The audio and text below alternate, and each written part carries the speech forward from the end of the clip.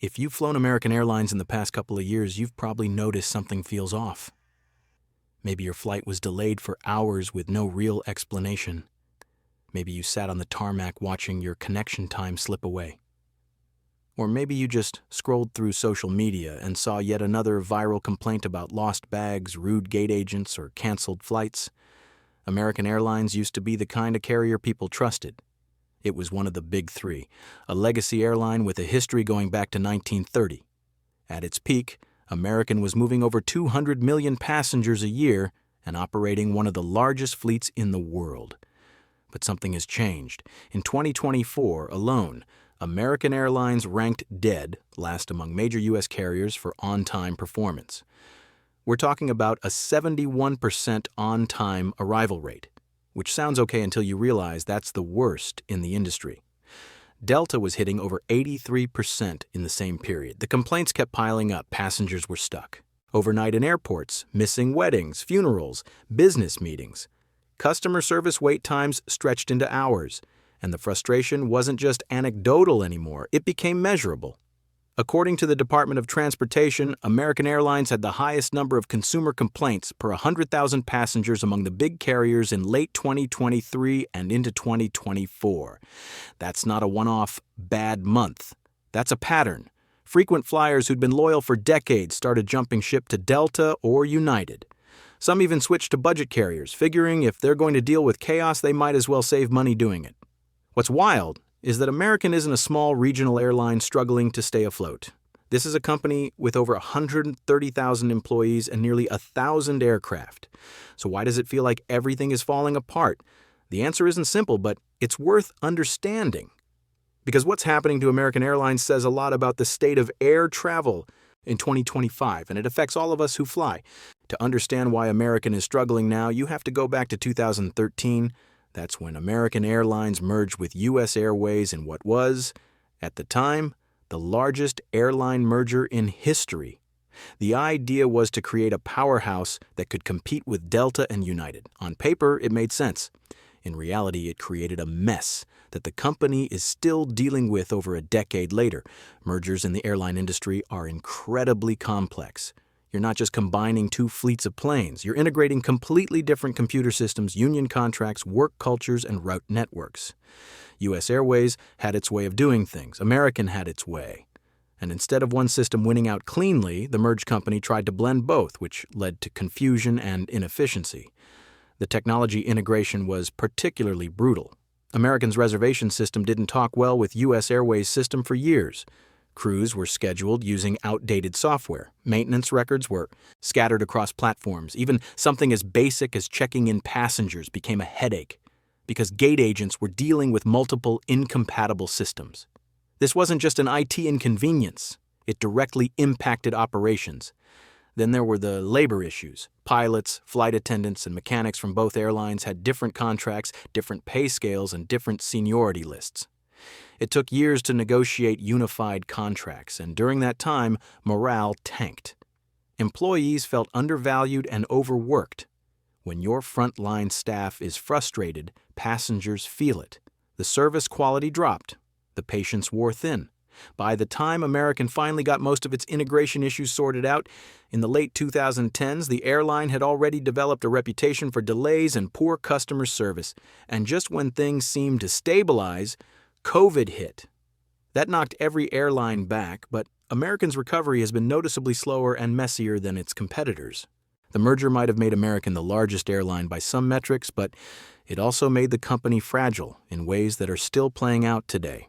Walk into any American Airlines terminal on a busy travel day and you'll see the same scene. Crowded gate areas, frustrated families staring at departure boards that keep pushing back flight times, gate agents bracing for another wave of angry passengers. This has become the norm, and the numbers back it up. In the summer of 2024, American canceled over 10,000 flights in just 3 months.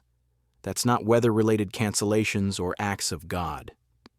A huge chunk of those were operational failures. Crew scheduling problems, maintenance issues, aircraft not being in the right place at the right time, the kind of stuff that shouldn't happen at a well-run airline.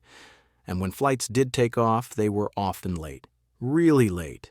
The airline uses a hub-and-spoke model, which means most passengers connect through major hubs like Dallas-Fort Worth, Charlotte, or Miami. When one flight gets delayed at a hub, it creates a domino effect. Your plane is late arriving, so it's late leaving. That makes your connection tight or impossible. Multiply that across hundreds of flights a day, and you've got system-wide chaos. What makes it worse is how American handles these situations. Rebooking options are limited. Customer service is overwhelmed. Hotels and meal vouchers are handed out inconsistently, if at all. I found multiple stories online of passengers stranded overnight with zero communication from the airline. One guy documented spending 18 hours in the Dallas airport after 3 consecutive cancellations. Another family missed their cruise departure because American kept rebooking them on flights that also got canceled. These aren't isolated incidents. They're patterns that show up again and again. Part of the problem is staffing. American aggressively cut staff during COVID, and when travel demand came roaring back, the airline didn't have enough people to handle it. Pilots, flight attendants, ground crew, everyone was stretched thin. The company has been hiring, but training new employees takes time. Meanwhile, the existing staff is burning out, calling in sick more often, which just makes the staffing problem worse. It's a vicious cycle, and passengers are the ones paying the price. If you've ever had to call American Airlines customer service, you know the pain. You're on hold for an hour, maybe 2. When someone finally picks up, they're often as frustrated as you are because they don't have the tools or authority to actually help. It's a system designed to discourage you from asking for anything.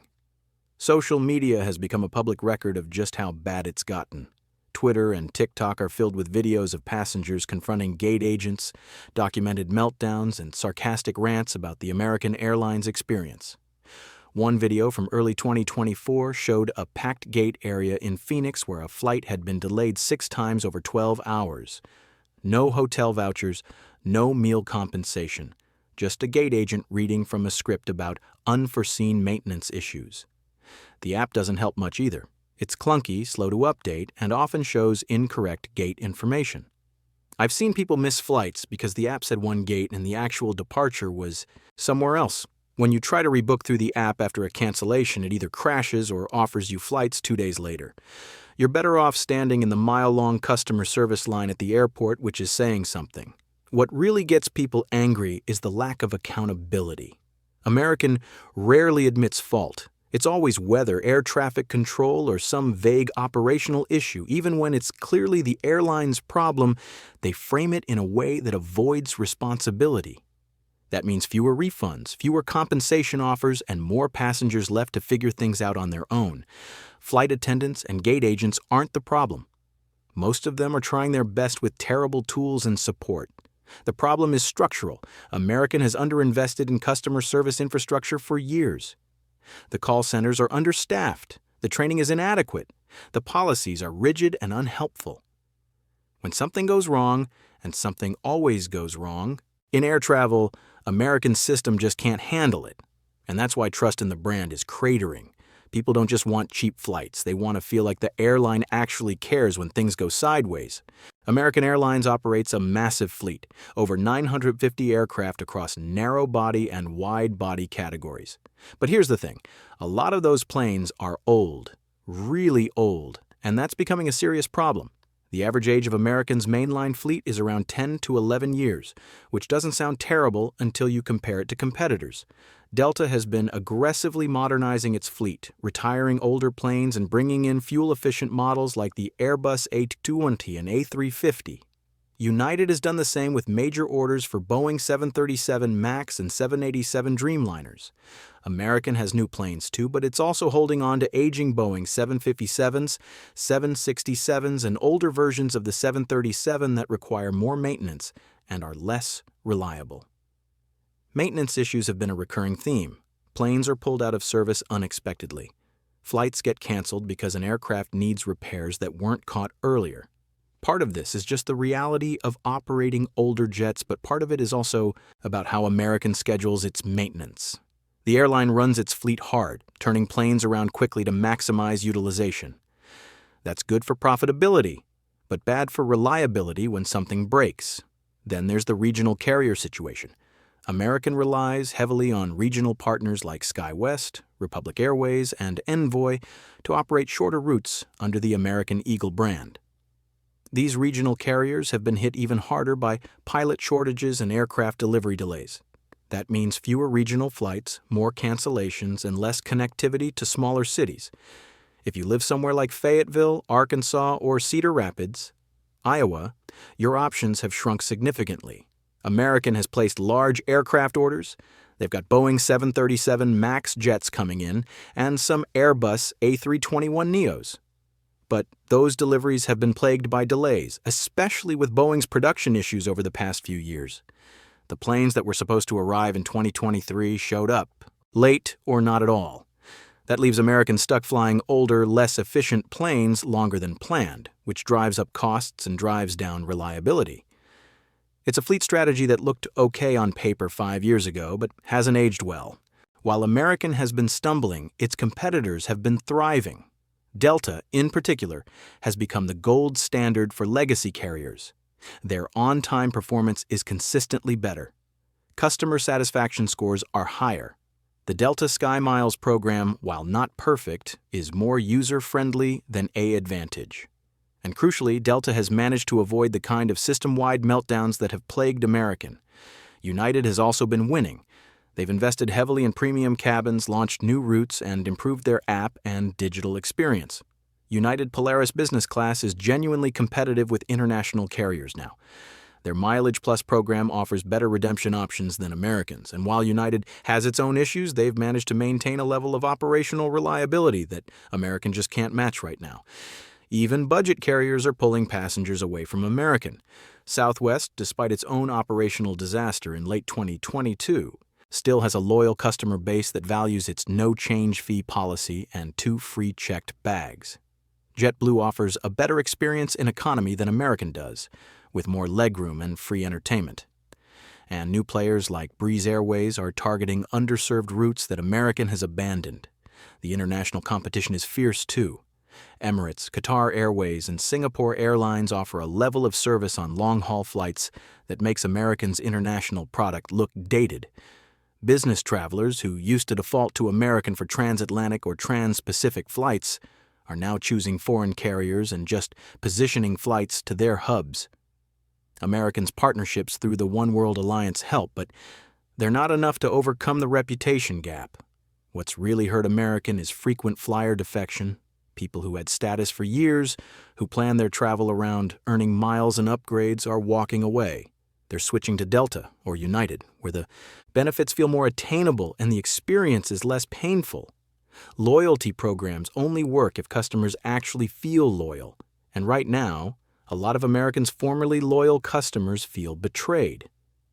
When your best customers start leaving, that's not just a PR problem, it's an existential business problem. From a financial perspective, American Airlines isn't on the brink of collapse. They reported $52 billion in revenue for 2023.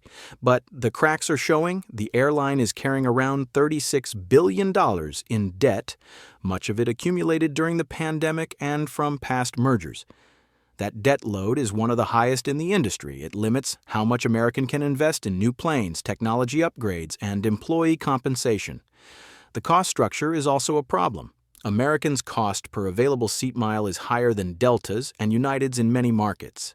That means it costs American more to operate the same flight than it costs competitors. Part of that is the older fleet burning more fuel. Part of that is inefficient route networks, and part of that is just legacy costs from the merger and unionized workforce that haven't been fully optimized. Ticket prices have been going up across the industry, but American hasn't been able to command the same premium fares that Delta gets. Business. Travelers who pay the highest fares are choosing other airlines. That leaves American more dependent on leisure travelers and basic economy passengers who are price-sensitive and less profitable. The airline has tried to make up revenue with fees, bag fees, seat selection fees, change fees. But nickel and diming customers who are already frustrated just makes the brand perception worse. Wall Street has noticed. American stock has underperformed compared to Delta and United over the past few years. Investors are concerned about the operational issues, the debt load, and the competitive pressure. There have been leadership changes. The CEO has promised improvements, new strategies, better technology, But investors have heard promises before, and so far the execution hasn't matched the rhetoric. The real financial danger isn't bankruptcy tomorrow. It's a slow decline in market share and profitability. If American keeps losing premium customers, keeps dealing with operational chaos, and keeps spending more than competitors to deliver a worse product, the math eventually stops working. Airlines operate on thin margins. A few percentage points of market share loss sustained over years can be devastating. Here's the tough question. Is this fixable? American says yes. They've announced plans to invest $1 billion in technology upgrades. They're adding more customer service agents. They've signed new contracts with pilots and flight attendants that include significant pay raises, hoping to improve morale and retention. The new aircraft orders, when they finally arrive, should help with reliability. But turning around an airline this size is like trying to change the direction of an aircraft carrier. It's slow, complicated, and requires everything to work in sync. The technology upgrades won't fully roll out until 2026 at the earliest. The new planes are coming in gradually over the next decade. Employee morale doesn't improve overnight, especially after years of frustration. And rebuilding customer trust? That might be the hardest part of all. Some industry analysts think American is too far behind to catch up. Delta and United have a multi-year head start on operational improvements, customer experience investments, and brand perception. Every month that American struggles, their competitors get stronger. There's also the question of whether American's leadership truly understands the depth of the problem. Corporate statements talk about operational excellence and customer focus, but passengers aren't seeing it yet on the ground. One potential path forward is focusing on what American does well. Their hub in Dallas-Fort Worth is one of the busiest and most profitable in the world. Their Latin America network, especially through Miami, is strong. They have valuable slots at key airports like New York JFK and London Heathrow.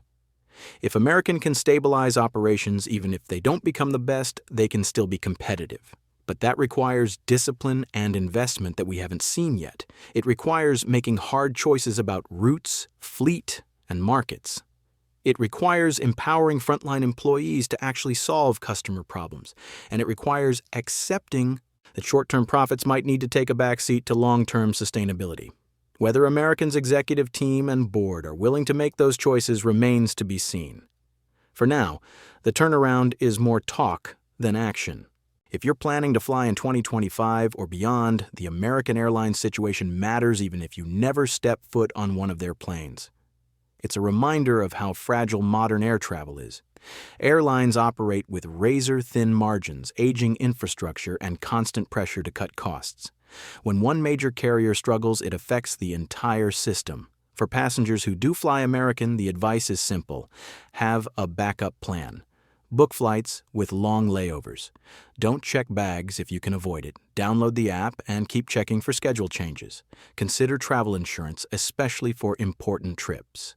And maybe keep your expectations low because the odds of something going wrong are higher with American right now than with most other carriers.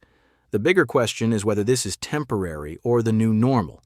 Air travel has been getting worse for years. Seats are smaller. Fees are higher. Delays are more common. Americans' problems are extreme, but they're not entirely unique.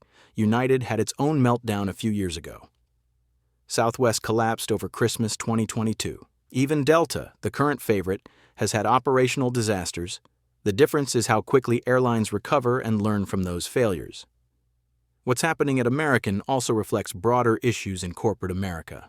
The prioritization of shareholder returns over customer experience, the underinvestment in workforce and infrastructure, the merger-driven consolidation that reduces competition and choice.